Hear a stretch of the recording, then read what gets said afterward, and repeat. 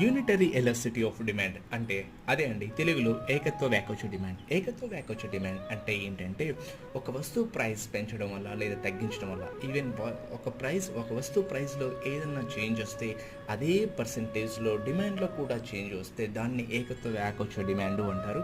For example, మనము ఇంట్లో అందరికీ అర్థమయ్యేలా చెప్పుకోవాలంటే, మన ఇంట్లో ఒక బ్రదర్ ఒక సిస్టర్ ఉన్నాడు అనుకోండి.